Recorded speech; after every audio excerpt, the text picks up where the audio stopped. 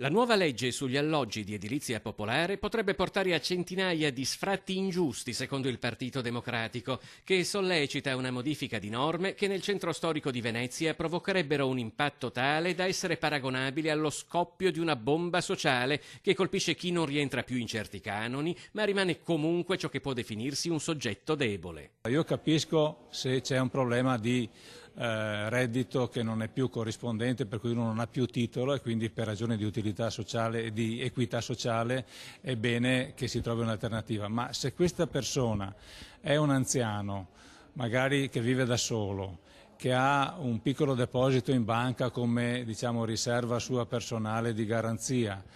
abita a Venezia da sempre, in centro storico, trovare un alloggio in alternativa è un problema serio che rischia di metterlo veramente sul lastrico. Un centinaio di avvisi di sfratto già inviati colpirebbe diversi casi come questi, posizioni deboli di anziani che avrebbero bisogno di provvedimenti specifici, per i quali Pigozzo, assieme alla compagna di partito Francesca Zottis, chiede un intervento non solo da parte della Regione, ma anche del Comune, perché proponga modifiche adatte alla situazione di Venezia. Venezia ha una sua peculiarità e anche una sua difficoltà nel ritrovare degli alloggi, perché chiaramente ritrovare un alloggio all'interno di Venezia, sia per costi sia per come è conformata Venezia, è molto difficile.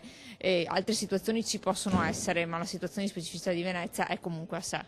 Fino ad ora che risposte avete ricevuto? Ma fino ad ora tanti intenti, nel senso sì, potremmo vedere, però risposte concrete ad oggi non ce ne sono ancora.